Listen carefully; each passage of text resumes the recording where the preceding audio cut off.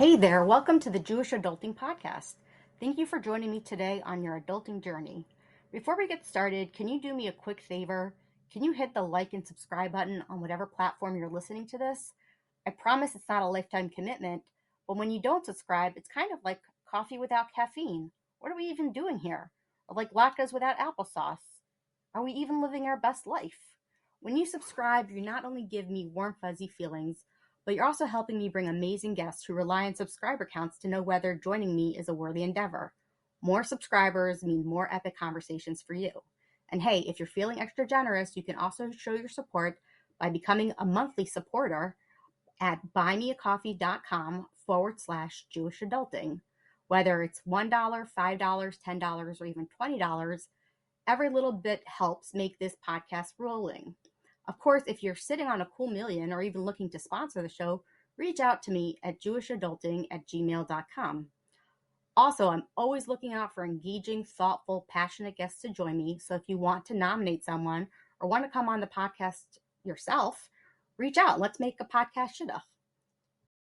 This is Rabbi Ben Zion Schaefer of the Shmooze.com. Jewish adulting is about shining a light on parts of ourselves in order to do Avodas Hashem with all the tools and resources at our disposal. It is an honor and a privilege to have every day to further refine our character and grow closer to Hashem. Take advantage of these opportunities before it's too late. Hello, everybody. This is your host, Chedva Rose of the Jewish Adulting Podcast. I am here today with Mordechai Waidenbaum. Now, Mordechai is a good example of networking when it comes to finding people to be on my podcast, because I actually ask everybody who comes on my podcast, let me know if there's someone who has a story that's interesting, that could be inspirational, that, might be a good person to come on my podcast. And that's how I got Mordechai's name. And Mordechai, actually, you reached out to me, right? That's correct. So I appreciate that. So thank you so much for being here tonight. It was through a mutual friend. Yep. Yes. And that's going to be a very interesting story as well. So everybody basically follow, subscribe, and like, because we have a lot of very interesting stories coming up. But your story, you sent me a synopsis. You sent me a little essay, and you said, let me tell you about myself. And you told me about how when you were younger, you suffered a stroke. And based on what you had written, I said, I think I want to talk to this guy, and I definitely am interested in hearing his story. So you were 10 years old, right? That's correct, when I had my stroke. Okay. Yes. So why don't we do this? Let's start from the very beginning. Why don't you share a little bit about your background, where you grew up, your family makeup, and what led up to, until this point where you had a stroke. Was there any, premonition? Was there anything that happened? Like, who is Mordechai pre this stroke? Okay, so first of all, thank you for the introduction. I appreciate that. So I'm a 25-year-old young married man who currently lives in Monsey, New York.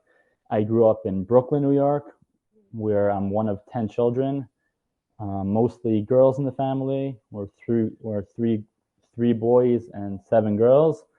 From the younger end, and I grew up living a regular, normal kid life like any other regular, normal kid should have, and that's the way I expected my life to go on, in the regular same fashion that most people have led their lives. And what else can I tell you? My family, my father, Al Shalom, was a Rav, and he was also involved in Jewish entertainment. And my mother, for the most part, when I was growing up, was just your typical, I guess, house mother, as you would say, taking care of the many children at home based on the various different ages. She did eventually end up going back to work after we were all in school. But again, as I said, I grew up as the regular, normal, carefree child. I'll leave it at that. Okay, so what led up to the stroke? Like, where were you? Were you in school? Were you like on the street? Like, what was going on when this happened? Right. So, like the beforehand of the stroke, there was absolutely nothing, no warning signs. no differences in my health, in my overall self-being. I was 100% fine. And that's what everyone will tell you. There's nothing different about me leading up. There's not much family medical history that would have led anyone to assume that this was coming. And on that actual day, so again, like we mentioned, I was 10 years old. I had a regular normal day, went to school. I took the bus. I had a very typical day at school. I took some tests. I'm saying nothing that stands out of that day. I had a regular morning at school. And then it came time for recess, where among the different classes, we have a game of soccer. And at that point, I was the goalie. I thought I was good at the position at that point. So I was taking goal for one of the teams in this soccer court, just my school's yard. Now, during the game, I don't know exactly how long into the game, I started getting a little bit lightheaded and nauseous. Okay, fine. So I think, okay, so I probably have strep throat. I'm a 10-year-old kid. What could it be already? Strep. I'll go call my mother. She'll take me to the doctor. We'll take a test. I'll go home for a day or two. Next, onward. What's the big deal, right? So Right. I asked a friend of mine who was taking a position nearby, could you just take me over for a minute? I'm going inside to call my mother. Sure, no problem. I walk to the side door of the school building and to go inside to the office to make a phone call, and that door was locked, which was really the only way I could put it was that it was hashgacha, because had I gone in with the events that happened almost momentarily, it could have been chas shalom deadly. So the door is locked.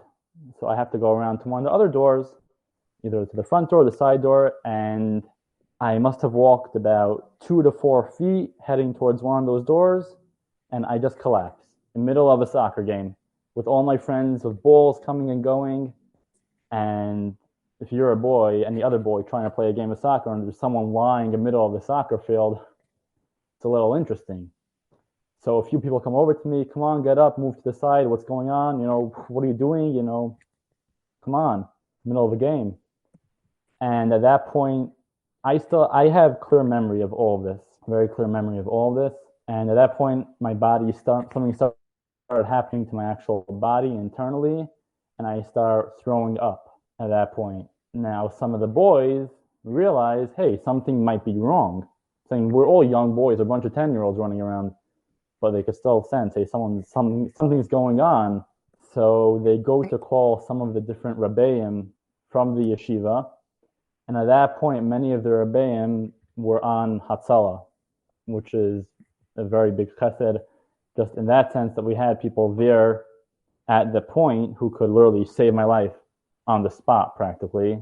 And so a few of the Rebbeim come over, and they see, as trained EMTs or paramedics, they see almost right away that the left side is not responding, and they realize something's really going on. So they call the principal, and the principal sends everyone inside. All the boys, soccer game, middle of recess, everyone has to go inside. And of course, there was that one boy oh, I know CPR, I'll save his life. Right, go inside, the principal tells him. And at that point, again, like I said, a few different of my own Rebbeim who I had in earlier grades. I was in 5th grade at this point. So my earlier Rebbeim are there working on me. One of them, I believe, started an intravenous on me. Another one just started cleaning me up from the overall, throw up that was on me at that point. And another one, my pre-1A Rebbi, just pulls out a radio and calls for an ambulance to come. And this I still remember. I could remember this. I was starting to lose a little bit of control, so to speak. Right. And then eventually the ambulance showed up. They actually met my father halfway. They somehow met him. They called him, said something's going on in school. He figured, okay, he probably broke his foot. What could be going on with a 10-year-old kid already? Right. So they pick him up. They meet him halfway. And you say they come you to the remember school. you remember all of this? Most of this I remember, yeah. Up until going into the ambulance, yeah. At that point, I either they put me out or I blacked out at that point. But I remember the sirens, the ambulance coming. I remember my Rebbeim. Sure, I remember it all. Sounds funny almost, but I remember. Right. Yeah. So your father met you, right? My father came down to the school, and they bring out a stretcher from the ambulance, and they load me onto the stretcher. And if anyone's ever seen a stretcher, they have buckles on it so the patient shouldn't roll over or fall off. So I, being a kid and not knowing really what's going on at that point, I unbuckled myself and started hitting the person closest to me, which happened to have been one of my own Rebbeim. I started hitting him because, like, what are you doing to me? And they buckled me again, and I still had the strength. I unbuckled myself again and started hitting him again. And at that point afterwards, I just gave up fighting, and they brought me into the ambulance, and I basically blinked out at that point and woke up hours later in the hospital. Okay. Did anybody ever explain to you what exactly happened to you? So, meaning at that actual point, well, how do I? Meaning you can't explain what exactly goes on by the stroke. Meaning, did they understand what kind of stroke you had? Did they understand the severity of it? Did they, like, what were you told, or what did you understand, or what did you later understand about what you went through? So obviously I only was told in real terms later on. I remember when I first woke up, they asked me, well, they told me you had a stroke. Do you know what it is? I'm like, yeah, sure. I figured someone will explain it to me later, which I think my mother actually explained it to me later, in kid-friendly terms, how it's some sort of clot in the body and it stops the connection to the head. I'm saying I definitely learned a lot more about strokes over the years since, because I'm a stroke survivor, quote unquote, and patient. But a general stroke, a general stroke is basically a blood clot somewhere in the body, which at that point, blood doesn't go from the brain to the rest of the body. So it cuts off connection to those parts of the body. That's a general stroke. Okay. It's like an electric wire that gets cut, it stops all the electricity. But in my own case, they couldn't link. They found one small link that it could even be a stroke. They never pinpointed it exactly.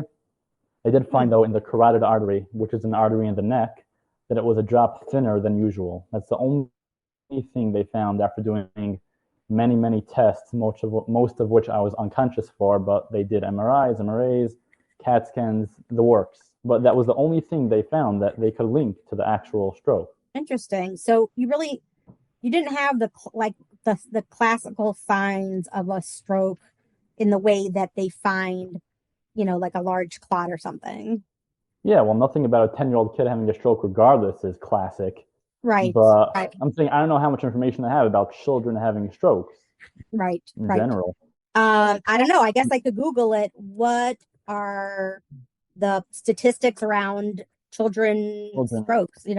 Like, what does that statistic look like? Well, according to that, it is 1 in 100,000 children under 18 years old each year. Oh, wow. So that is that's not nothing. It says here that stroke is the 6th leading cause of death in children. And it says that newborns, especially full-term infants, are at higher risk, and different nationalities have higher incidences, but Jews is not one of them. But 1 to 2 in 100,000 children. I mean, that's not nothing, but it's definitely rare. Mm-hmm. And especially now, what was the severity in terms of what it did to you? So in the severity wise, just like any normal stroke will go and affect one side of the body, meaning very simply, most of us know that the right side of the brain controls the left side of the body, and the left side of the brain controls the right side of the body. So being in my situation, the stroke was on the right side, so my entire left side basically just stopped working and lost that connection. And well, with therapy afterwards, that's the only way to get it back, really. Right. So severity-wise, but also I'll just point out that there's something also called an aneurysm, which is very similar to a stroke. But in an aneurysm, a person could lose their hearing, their eyesight. There's a lot more that could be lost in an aneurysm. But in my stroke, I only lost use of my left arm, my left leg, and my speech was affected at that point. The hearing and the eyesight never, it's a big bracha, never got affected by it. So how did you react? Like, what was going through your mind those first days when your mother explained it to you in kid terms? to tell you what your diagnosis were and what the extent of it was and what you had gone through. Like, what was your reaction to that? So obviously there was definitely a lot of confusion, meaning as much as they could explain to me, I was still a kid and I can only understand so much. All I know now is my left side is immobile, and at that point I was in and out of surgeries and stuff. And the only thing that was really on my mind was, when could I just run out of those double glass doors and just run again and just go home and play in the snow and be like all the other kids? Meaning my mind was only thinking, like, when could I just get out of here? It's not like I was having this whole internal, what just happened to me? What changed in my life? It's not like I was a kid. I wasn't so intellectual at that point. Right. I know when my mother first became paralyzed, she was very much like, why me? Why did this happen? I have my whole life in front of me. There was a lot, like you said, introspection that probably a 10-year-old wasn't thinking about, because you probably didn't have that idea of like, oh, I'll never be a normal kid, or I'll never have a normal job. I'll never be, a running back on a football team. I don't know. Like, I have no idea on sports. Right. Don't ask me sports questions, but I'm saying you probably did not have those kinds of thoughts at that age. Did you pick up on how your family felt about it? Did you sense your mother's anxiety, or how did your parents react? So that's also a part of, the whole picture, meaning that, again, like I'm saying, I was a kid, so I didn't know exactly the full effect it had on the people around me. Excuse me. I do know, though, that my grandmother, who at that point was in Florida, or my grandparents were in Florida at that point where they go for the winter, I know that my grandmother flew in to be with my mother here in New York. So that was just something, maybe to be there for support for my own mother, being that my mother, hasn't dealt with anything like this herself. So I do know that my grandmother did come in, and even I appreciated it, because then I saw my grandmother in the hospital as another warm, face that I, someone to be with. Right.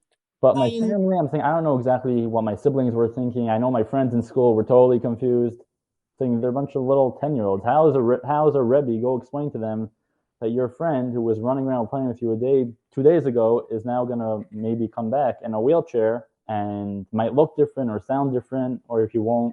Like, how are they supposed to explain it to kids? And to my siblings, I don't know I have no clue what they told my siblings. Now, did your siblings, like, in future days, like, retroactively tell you how they responded, or what they felt, or what their response? Like, did you guys ever talk? Like, remember that time I had a stroke? How did you guys feel about that? How did that affect your life? Like, did you guys ever talk about that? Good question. Not much. Like, I think we just tried to focus more like on the funny things that came out of the whole story, which there definitely were funny stories, whether with people in the hospital, or I don't think we focused so much on like, oh, how did you feel then at that point? It wasn't much of a discussion at that point. Maybe now as adults we could look back at it, but we don't do that so much. I don't think that's a big part, and I don't know how my siblings really felt that at that point. Let me make a recommendation. Next time you're with your family, say Chedva Rose says that we should have a conversation about how everyone felt and what their impressions were of my situation, and because this is like classic family lore. Like, you sit down and you go, remember that time, Yisachar got drunk off of the arba kosos of grape juice, and then you all laugh, and like, it's kind of an important part of their story, is like, how did everybody around you to deal with it? Now, I know that there were, like you said, well, how you explained it was you weren't so introspective, but as those first few months, when you realized your limitations, and you had to go home, how was that? What kind of challenges did you all of a sudden have to face going home and dealing with your new reality? For sure. So I could focus, I'm saying, on the emotional level. I don't know. The emotional level was more like work as much as I could in the physical world, meaning learn again how to walk, how to talk, and how to move my arm a little bit, which I'm still working on, and just try to get home as soon as hospital, it wasn't like, I don't know, it's funny. Again, as a kid, back then, I didn't think about this much. Maybe now as an adult, I look back and see like what was really going through my head at that point. But I can't like pinpoint the exact emotions that were going through, myself on my mind at that time. I knew that I wanted to get home as soon as possible and just get back to being a regular, normal kid. Because, like, yes, even though I have to learn how to walk again, what's different about me? Like, Right. Well, did you I just did wanted you to. how did you communicate? I mean, if you couldn't talk, well, how did you communicate? So in the beginning, it was hard, meaning figure one side of the face is like is affected by the stroke, so everything that I would say just comes out very mumbled. Right. So the people closest to me, meaning my parents, the people who were with me during my hospital stay, which I'll just mention, my mother or father stay with me every single night. One of them stayed with me every night in the hospital. Like there was never a night I was alone throughout my, I don't know, 4 or 5 months of being in the hospital and rehab that I was left alone at night with a stranger. It would never happen. My parents usually were almost always there. Wow. That's So amazing. it's wild. I'm saying I don't appreciate it as much as I should, but now, well, then I didn't appreciate it. Now for sure, I appreciate it every single night they stay with me. It's wild, and like Right. there's no way I could thank them for that. Right. I think that's pretty normal. People grow up and you're like, wow, I didn't really appreciate like just changing my diaper and feeding me in the middle of the night, how annoying that is. And then Right. you have like a different appreciation. So that's pretty Mm-hmm. normal. But um so So you went getting to, I mean, but coming home, did your family have to make modifications? Did like other people have to help out? Like who took care of you? What were the dynamics there? So for sure. So just to go back to your last question just for a minute. Hmm. So in regards to who could understand me speaking, Yeah. the people who are around me the most, meaning, like I said, my parents, they were the ones who were able to understand me, and they made themselves be able to understand me, meaning they learned how to decipher, so to speak, what I was really saying, even though it was totally mumbo jumbo, like totally. And other people, whether they tried to understand me and made me think that they understood me or they really didn't, I don't know. But over months, I'm saying I was in speech therapy from when this happened in 2010 Hmm. for about 4 years straight until I went out of town for yeshiva. I was in speech therapy up until then, working on it, and Hashem is a major, major difference in what it was because I was literally incoherent. You cannot Right. understand me. Now, I have a cousin who had a traumatic brain injury. It was very difficult to understand her at the beginning. And if Mm-hmm. she would get like excited or frustrated, it became even worse. Did you find that you had similar, like if you would get frustrated by not being understood, or like did you have that kind of struggle? I can't pinpoint them exactly, but I do believe at times it definitely did happen and come up. But Right, I can't like right, pick out specific pieces and when that happened. But it definitely did come up at certain points. Like, what do you mean? You should understand me. I'm talking. I'm saying something. Just understand me. What's the like? right, There's exactly. probably Right, were points that happened. right. Well, it's hard to like try to ask, somebody who was 10 years old to remember because nobody's nobody's recollection of their childhood, is perfect anyways. And because we're not paying attention to the things that later on we're like, oh, how did we feel? I don't know. We weren't so self-aware. And so not only am I asking you to recollect something, that happened when you were 10, but you had for all intents and purposes, you did have a traumatic brain injury. Correct. And that definitely would have affected some of your recollection. And so, for you to say to me, like, I don't know, I'm not sure, that's also completely understandable. Um, I would be frankly surprised if you would understand and remember and like all the Everything. things and Yeah. the emotions that were going on around you and the frustrations that you had. Like we don't think about it so much. Mm-hmm. So that's understandable. So again, you're coming home from the hospital after being in the Mm-hmm. hospital for what, like a few months, 5 months roughly. 5 months. Okay, Well, between hospital and rehab, it was I believe about 5 months. Yeah. Could okay, be. I'm not exactly sure because it was a leap year that year. So I'm saying if you look at it by the Jewish calendar, my stroke happened about 2 weeks after Hanukkah, and I got home shortly after Pesach. So hmm, that's with a leap year, so it was a solid few months. okay. And how was going home? What was that like? Was that easy transition, hard? Well, I would say it was funny, really, because, well, I could look at it in a few different ways, but I left home as a kid walking on 2 feet and running to school with my knapsack and like every other kid.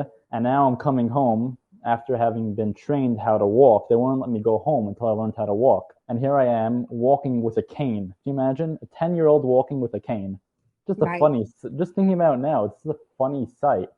So here I am walking with a cane and part-time in a wheelchair still when I wasn't that strong at that point. And I'm coming home like that, and they had to modify. They added stuff to the shower with the shower chair, and they added. I had to switch bedrooms actually because they had to modify a certain bed with bars on the side so I don't fall off, almost like a hospital, well, similar to a hospital bed, but not quite. So there were a lot of changes when I came home, and I also knew that I cannot yet at that point dress myself properly, take care of myself, shower myself, do anything. The only thing I was able to do on a certain level was walk. And like, if you could walk, go home and do therapy at home, or come in twice a week and do therapy here. But if you're mobile and you could get around at least a little bit, go home. I didn't Right. feel pushed out. I was waiting for that day, regardless how easy it would be for me to get around. I just wanted to get out of there, and being in the hospital is not fun for any person. Right. And So did you go? the Yeah. hospital I was in, was a top-notch, rehab that many people are trying to get in. So as soon as they have a patient who could actually get around a little bit, yes, they will send them home. Yeah, they're not trying to keep Hospitals. you. They're not trying to keep you around longer. Like that's not a Right. hospital and not your insurance's agenda. That's Um, right. so I completely understand. So at what point did you go back to school?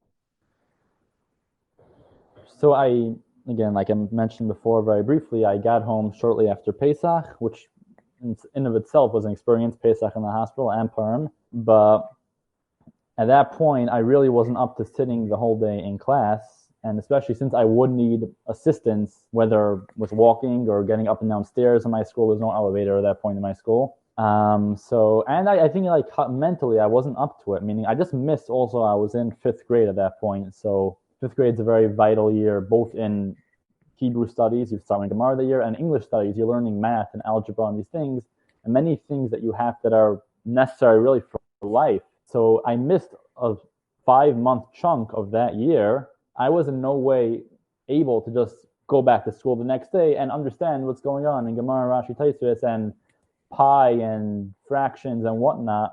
I wasn't up to there. So there was no way I was going back full Right. time at that point when I first got home. Right. That's not a realistic expectation that anybody had. Of course not. Right. Although Right. I did go back to school a few times, like just to be there, like for half an hour, and like for everyone to see me and be excited that I'm there. And at that point in 5th grade, my Rebbi had parrots in the classroom, so he would take out the parrots when I came. Like they'll make it fun and interesting for me to come back, and they'll make like it's a whole party that I'm back. But realistically, if you would set me down in front of my desk and open the Gemara, I had no clue what was going on. Right. So Yeah, that could be. I So that definitely must did have. go back a few times. Right. Yeah. Go ahead. So how did you make up that educational gap? I mean, you must have eventually caught up. But what did you have to do to get there? Right. So even though I didn't go back to school, meaning in school itself that year, I did have sent from, I guess, from the government or through insurance, I was homeschooled for the remainder of that year.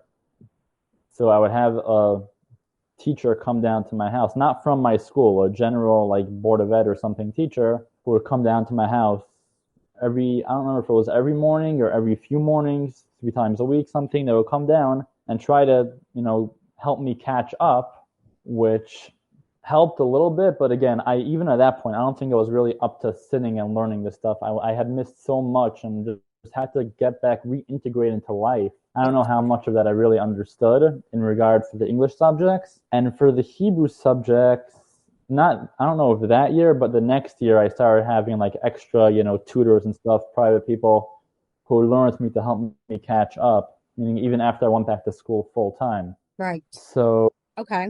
again, there definitely is So that's that. a gap in my learning, and there are things that maybe today I won't know so well as the next person. But like Right. overall, I went through sixth grade and seventh grade and eighth grade, and I moved on and went, through the entire high school plus learning, Right. Right. So I know that can be very hard. My son still holds it. I have a 22-year-old who still holds it against me that I took him out of yeshiva for first grade for various reasons. I wanted him to go to a Montessori program for first grade, and he never learned Bereshis in depth the way that a first grader learns it. Until this day, he just went to Eretz Yisrael. He's in Rabbi Tzvi Kaplan's yeshiva. Oh wow. He's like, he still holds it against me that he never learned Bereshis the way a first grader learns Bereshis. So like, that's just like a small little thing that I'm sure it doesn't impact his learning, right? His fourth year base measure, Mm-hmm. shoots fine. His learning is fine.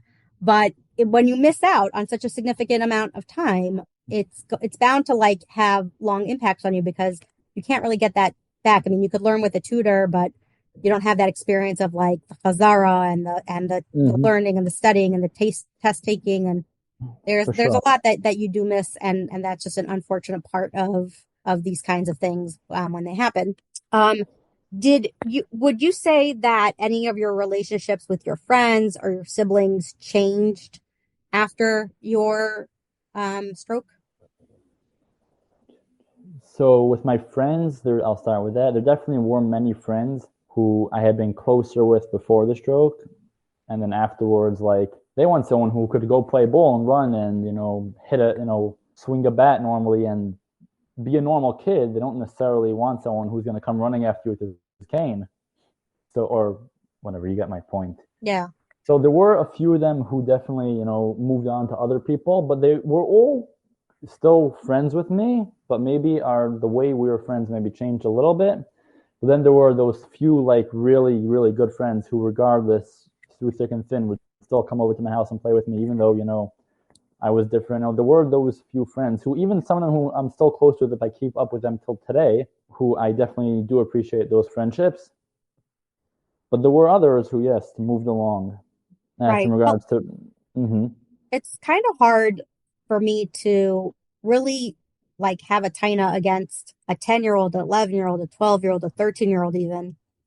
When Mm-hmm. something like this happens to a classmate, that to really know how to deal with it or to stay normal or to know what to talk about or know how to handle the, not being able to understand if there's any of that or Mm-hmm. not being able to do the things that you used to do with the person. Like I could really see that like realistically be a real challenge for kids, and it's not because they're bad or wrong or not sensitive. It's just like immaturity possibly, and not really just it's not a skill that young kids have to be Mm-hmm. able to deal with people who are different than them, good, bad, and different. That's not, like you said, like some people were able to stay with you and continue to be friends with you. But that seems really more the exception than the rule. Is that how you experienced it?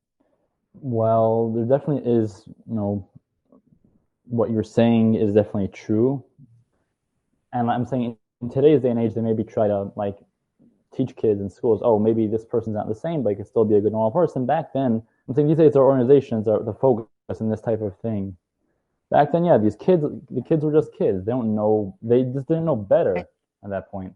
right, right, At that point, although the truth is that throughout my whole, stroke saga, shall I say, of being in the hospital and coming home to all that, I made new friends. There were people who maybe I had more in common with now as someone who's paralyzed on one side, people who I now met, whether in the hospital who I went to Camp Simcha with, which I ended up going for the next few summers, that I made new friends. Not that I dropped my old friends, but you meet more people who maybe have more something similar to you, and you make new friends over time, which is a beautiful thing, I think, in general about my whole life story, is that I made so many close friends. There's so many friends I don't keep up with from my younger years, and not because they were the ones who dropped me or didn't drop me, but people who I really grew close with through other ways of not just playing ball and running around and chasing each other in the park. I mean, in other ways, those are the friends who till today I have friends I speak to every single week before Shabbos, Right. Shabbos, because we made friendships in very different ways.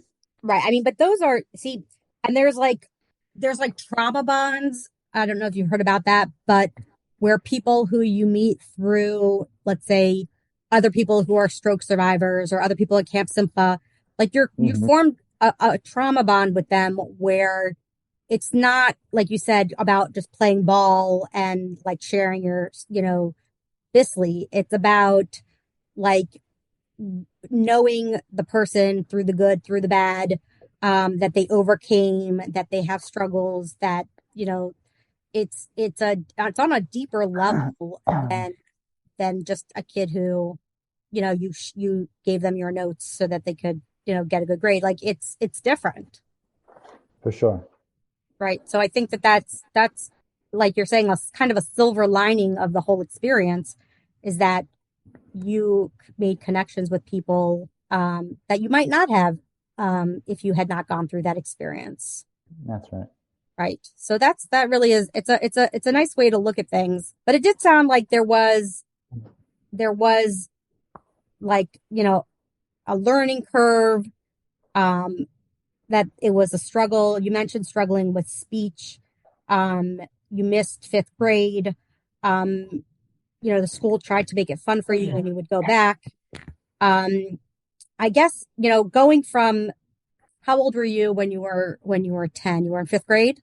So fifth grade. So fifth grade, sixth grade, seventh grade, eighth grade. So you had 3 years until yeshiva. And I'm assuming those years you spent doing a lot of rehab, a lot of speech therapy, continuing to make new friends and try to live your new reality. Mm-hmm.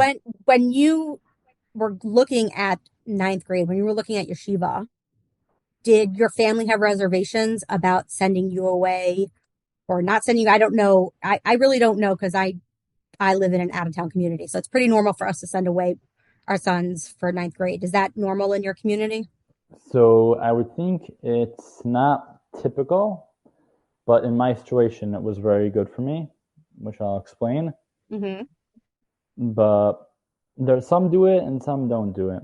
It's not like most of my friends, realistically, at that point, from my 8th grade class, I was probably the only one who ended up going out of town and staying out of town. Mm. Okay. So how did that decision come about? Like where did that come from? That suggestion? Right. So basically, from the time I came home a few years earlier, up until that point in 8th grade, this is after my bar mitzvah already, I was very much reliant on my parents, mostly my parents, and my siblings to help me out with everything, basic daily tasks, which at one point were not a challenge, which recently is more of a challenge. I was reliant on them for everything. I'm saying, figure a 14-year-old kid needing someone to get him dressed every morning, or just not wanting to get out of bed, which is more on the emotional aspect of that. And my parents felt at that point that I would really gain from being in an out-of-town setting in a dorm where you have to go do your own laundry, be friendly with other boys who you don't necessarily know, and then go find your own Shabbos meals and really, put yourself to it. You're out of town. You shouldn't be playing monkey games. You should be there by Shabbos every morning. I mean, they felt this was a step that would really push me into the next level of independence. Being that at that point, I was totally dependent on the people closest to me. Right. Did you fight them on it? Were you excited about it? Were you like, what did you feel about it? That's a good question. I don't think I fought them on it. I don't know if people explain it to me so clearly as to why they're sending me away. But now, looking back, I could totally understand it and hear it. Mm-hmm. And yes, obviously, I was like any ninth grade boy would be nervous to go out of town, even in a regular situation, a regular, normal, healthy child.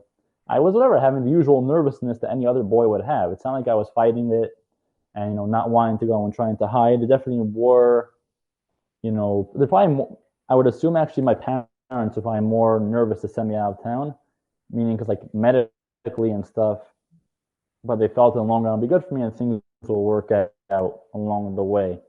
But Right. I was happy. I was happy to go out. And also, again, I'm growing up in a house with a bunch of girls who are great. My siblings are amazing people, every single one of them. But it will be very healthy for me to go be with other boys my age, instead of being home with my beautiful siblings. Right. Okay.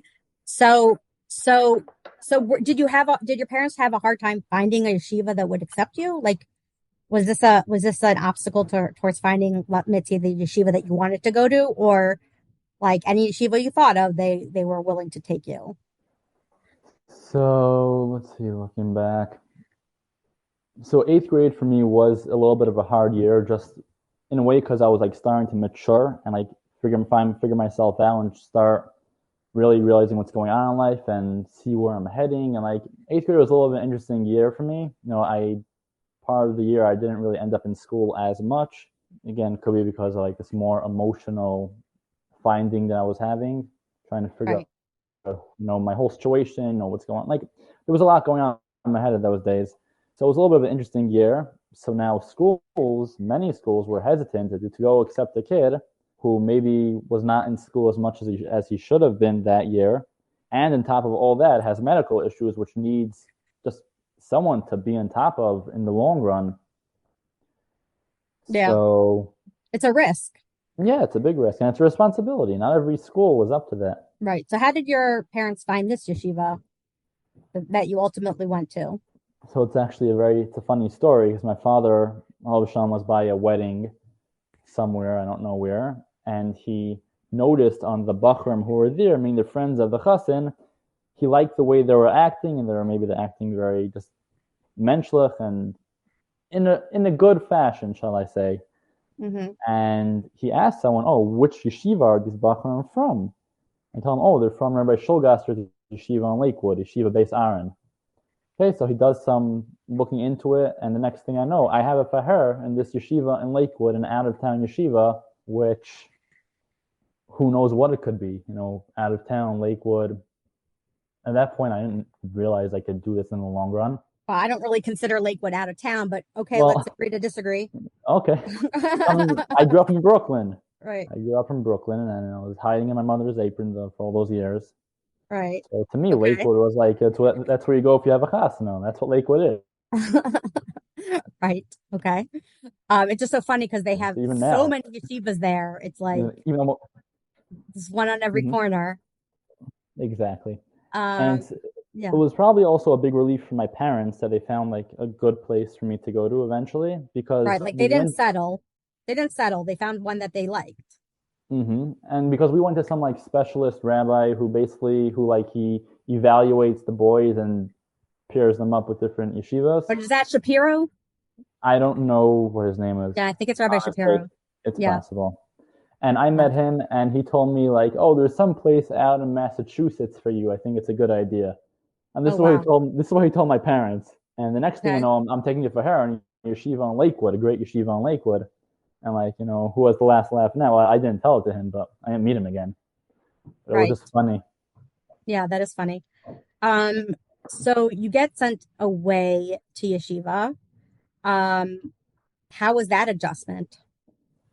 So it was a big adjustment in many different ways because, like I said, up until then, I was really reliant a lot on my parents. But now I have to dress myself every morning, take care of my body, my showering myself, everything I have to do that I was in a way, well, showering I was already doing partly, but I have to do that myself. I have to fend for myself. You have boys who you don't know, that you never met before, who don't necessarily know, meaning the boys you are with in elementary school, they know your whole story. They know to be nice to you.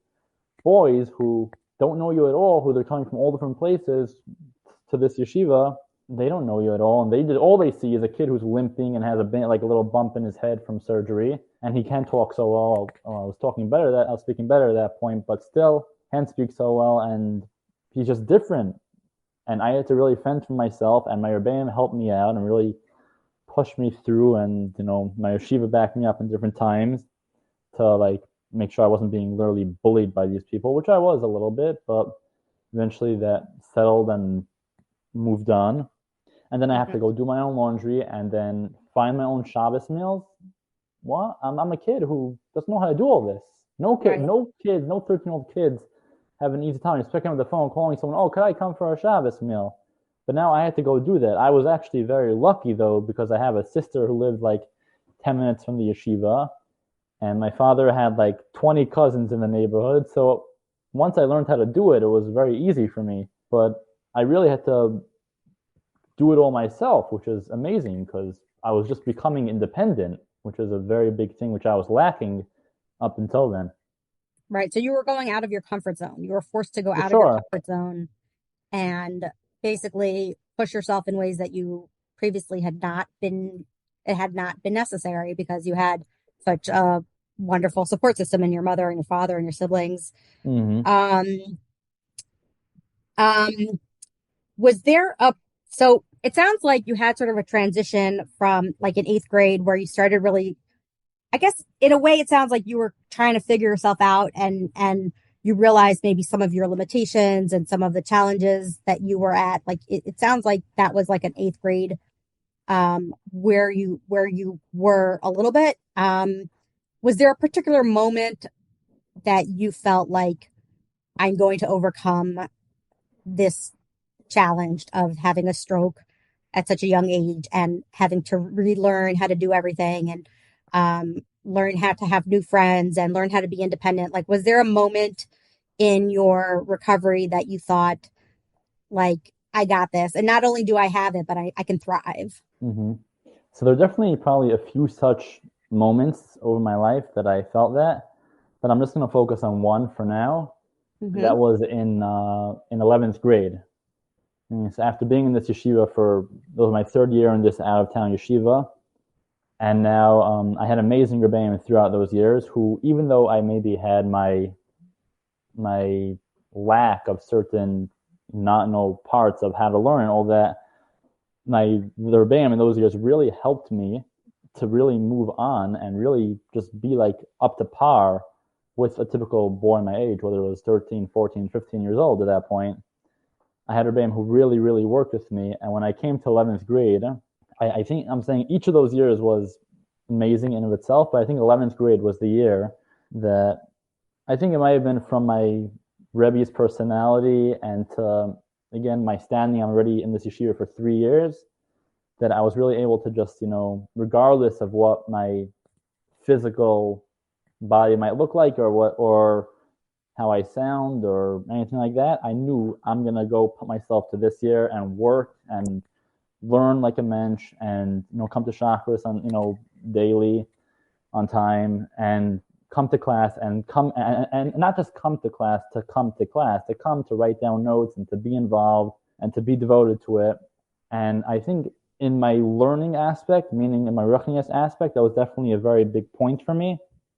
That 11th grade year was a very big milestone that I was over the hump, so over the mountain, so to speak, that I from then on wanted to, was so much more into learning. It was a very important year for me. But in regard to the physical, therapies and all that, which I have been doing religiously up until ninth grade in Brooklyn, where I was going, sometimes even into Manhattan to my rehab, where I was a patient in, where I would go there and do therapy there or do local in Brooklyn. So when I came to ninth grade, I was still doing, meaning I'm from New York because Brooklyn's New York, Lakewood's New Jersey.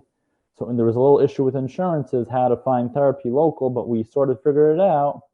And I was doing some therapy, not a lot of therapy. I was definitely doing some therapy at that point in Lakewood also. But I could probably say around the same year, I just the physical didn't bother me anymore. I was doing what the normal 15-year-old kid should be doing in his daily life. And why should that bother me? Why should that stop me? And I don't think it did anymore. Right. Well, it sounds like you had in 11th grade, you had sort of like a change of I would say attitude where you came to some understanding about what your role is and what you needed to do to be who you needed to be. What role would you say Emunah and Bitachon played in your transformation? That's also a good question.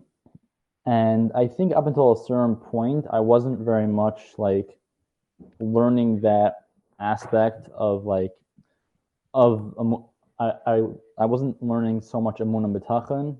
I was more just focused on the learning itself, which in most yeshivas you have your times you learn Gemara, and then you have an extra 20 minutes, so you focus more on the Musar Svarm and the emunah b'tachon Svarm. Right. I think it was only later on in life, when I was, I think, in 12th grade, that I really got more into the emunah b'tachon aspect of life.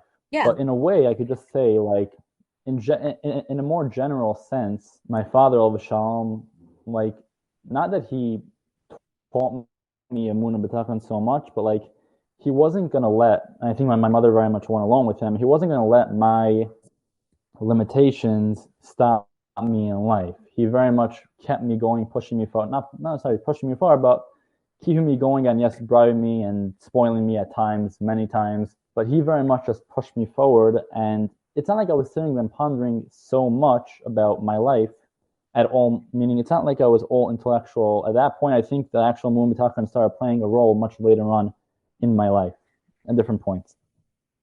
Right. So actually, your father passed away when you were in high school, right? 12th grade. 12th grade. So that must have played a pretty big role in your development as a buffer, as somebody who had overcome, this tremendous stroke and all that. What would you say about your father's, being nifter in terms of, that development as a mature, thoughtful, engaged person?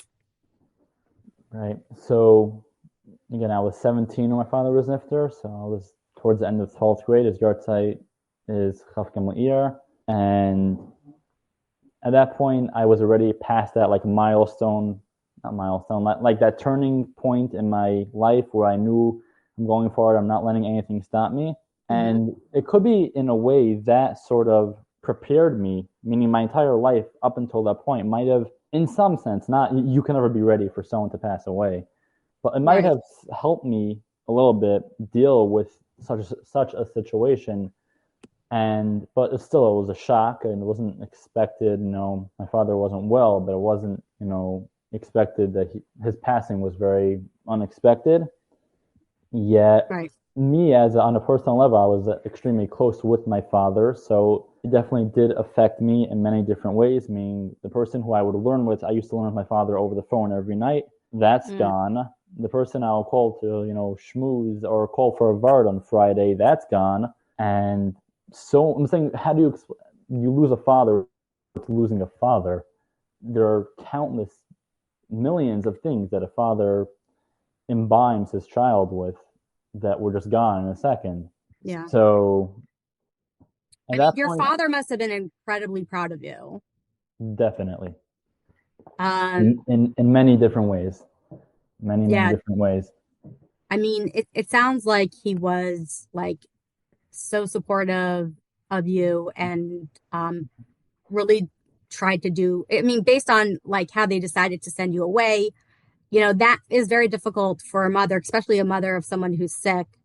To send away a child is very difficult. And so they must have been thinking like, what's not in our best interest, what's in his best interest. Like I could see that being like a sacrifice that your parents had to make, and overcome their own hiccup or reservations about it, knowing that it was for the best. Like that was probably a big part of it. So that takes a lot of strength of character. And it sounds like it was a really painful time in your life. I think that your story, I feel like, we've been talking for about an hour now. And I think that there's more to your story because you got into shidduchim, and you obviously was there any reservations or concerns that came along with going into shidduchim? Like, was that something that you thought was going to be an obstacle? Was it an obstacle? Was it not an obstacle? Right. So we jumped forward a little bit. So yes, we did.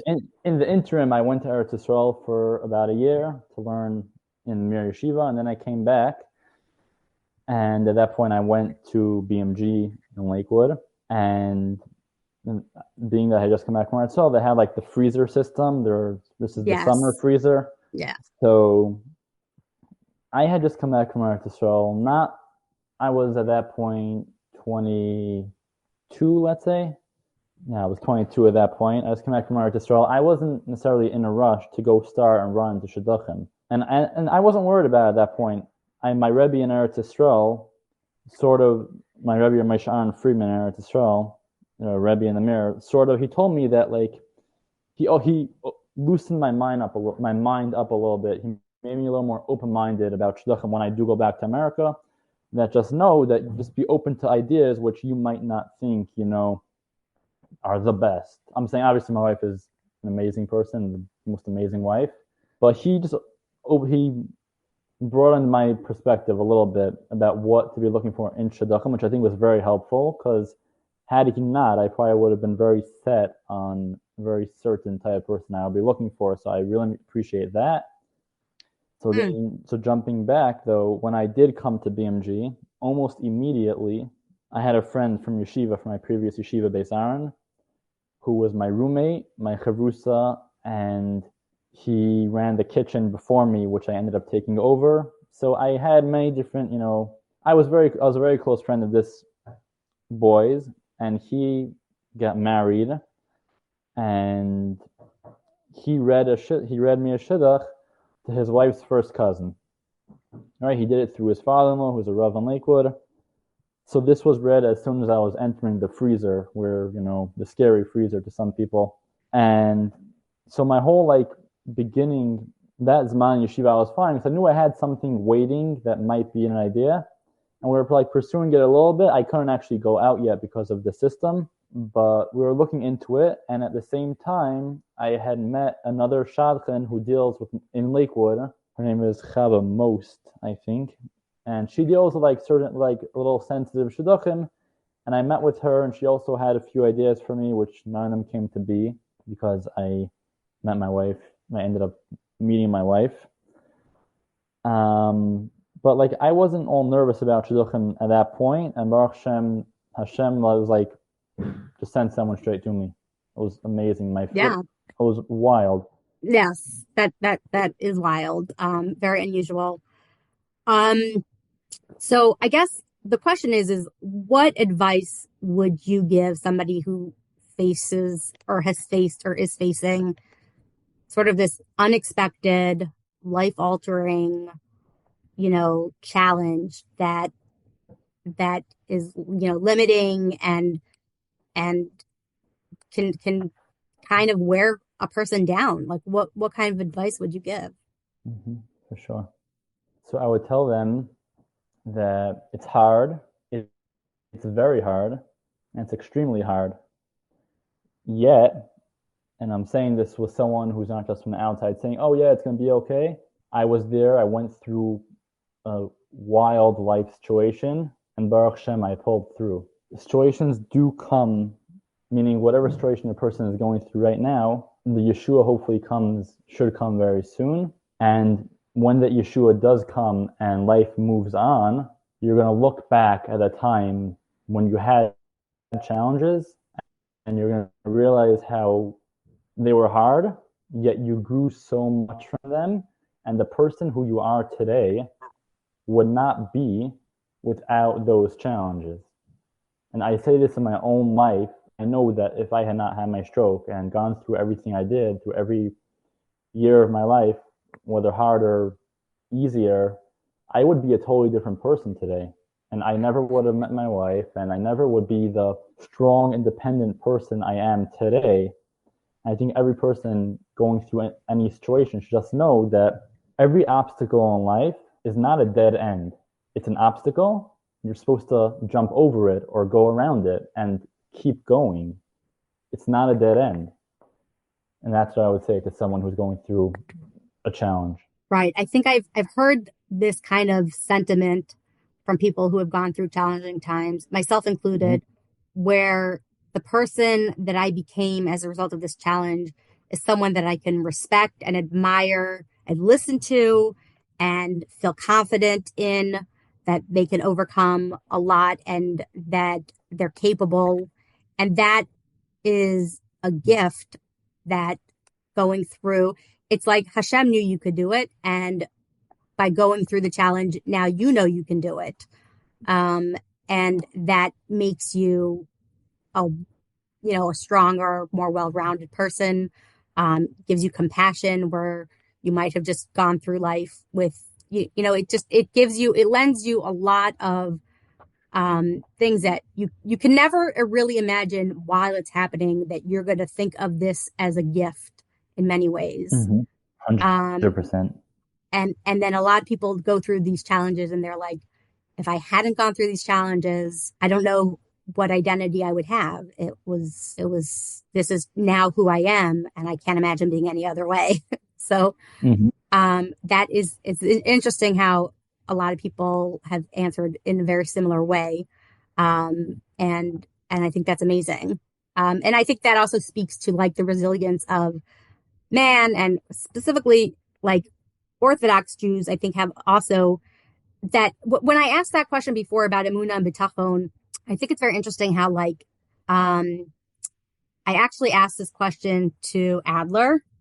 I said, what role did Emunah and Bitachon play? And he said something very interesting. He said, when we were in school and we learned about Emunah, we learned about Bitachon, we learned about it as this like nice thing that you should do. And it's like, it's a simple concept, right? Hashem runs the world. Nothing happens in Hashem's world that's not supposed to happen. And we trust that he's going to do the right thing. And, we're good. And everything comes from love.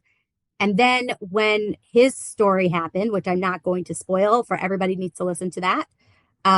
When his challenge came around, he was like, oh, I've been practicing for this moment my whole life. And that's when he sort of started using his Emunah muscle. And I love that concept of like, we have in us what we need to get through these challenges. We need to just access it and get to a place where we have, like, even for your story, part of what I was hearing you say, and you could correct me if I'm wrong, but that, you weren't a very deep thinker because you were 10. So like that wasn't expected of you. But as you were growing older, as you were getting into that developing brain of a teenager, and you started to sort of like look at yourself and who you are and, what kind of life you're going to live and the challenges that were coming, this is kind of where maybe some of that struggle was. And as you continue to develop into a bacher, teenager, like a human, by 11th grade, you had basically taken all the life skills that you had learned up until that moment and made a decision about how you want to live the rest of your life until today, until you are your own Kollel, right? Correct. Yeah. Right. So you married probably a Bas Yisrael, I don't know, but I imagine. Right. And you're now living a life that when you were 10, you wouldn't have imagined because you couldn't think that far in advance. And then when you were in 8th grade, you were probably like, what am I going to be doing? Like, how am I going to get through this? What obstacles am I going to be able to overcome? Am I going to be able to overcome? And then this is why I'm saying your parents are probably very proud of you. It sounds like you took a really difficult situation. It sounds like you worked really hard. And you overcame a lot. And that's really something that I want my listeners to hear is that, like you said, there is like, you cannot imagine being somebody else because this is so part of your identity right now. So, I want to respect your time. It's quite late for us. Is there anything that we didn't mention or we didn't talk about that you feel is important for the listeners to hear about your story or to hear about, the way you look at life or in general that we didn't cover? So I think we definitely covered a lot of bases.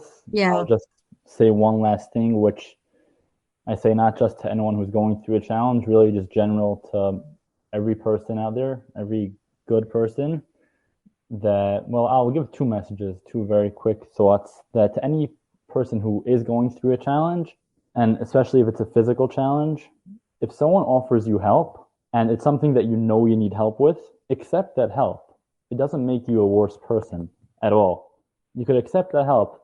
And at times I would rather be independent and have someone cut my chicken for me, or, I'd rather cut the challah by myself without having my wife help me cut the challah, because that's a challenge, clearly. Mm-hmm. But in general, if someone offers you help, it's okay to take help. This is for all people, not just if you're going through a challenge. Someone offers you help, it's who we are as Klal Yisrael, that we help one another. And just because you don't want the help or you accepted the help doesn't mean you're a worse person. You could always accept help when needed, because that's really what Klal Yisrael is there for. But right. in a more general sense, that if, let's say you are walking down the street and you see someone walking on crutches, or Hashem walking with a walking stick because they're blind, or someone who has or in a wheelchair, or someone with any other autism or Down syndrome, or something different than who you are, never look down on the person, because so many people, and I could say this myself, there have been times I'd want to just stay in bed all day, throw the cover over my head, and not get up and face the world, because maybe I am a little bit different. So if you see such a person walking down the street, never look down at such a person. Always admire such a person, and just smile at them as they walk by. That's all I could say to these people, because these people, the ones who go through the challenges, are the real warriors in the world. That's what I think. Okay. I think that's a very admirable way of looking at things, and we could all be more sensitive. I don't know if it's like, I think that we live in a society that is more open about looking at people who have challenges as a sign of strength than it used to be, like maybe a stigma related to, let's say, stroke victims that might have been like, oh, like something's wrong with them, and they don't have the same intrinsic value. I feel like we might be coming out of that a little bit. Like maybe that was more, I don't know, you could agree or disagree, but I hope that that's true. I hope that people don't think like that somebody who's been through this challenge is less than in any way, because like you said, if anything, they're even stronger than many people could understand or even comprehend, that what they've been through. So I think it is an important point to make. So thank you very much for making it. Sure. Thank you so much for your time. I appreciate it. I know we went a little bit long, but it's an interesting story. So I wanted to do it justice. But thank you so much for coming on with me today. It was so nice meeting you. Likewise. Thank you. Yep. And we'll be in touch. Have a good day. Take care. Bye-bye. Bye-bye. Views expressed by me, your host, and my delightful guest are not necessarily reflective of each other's views, ideas, or life choices. Sometimes we're on the same page, and other times we're not.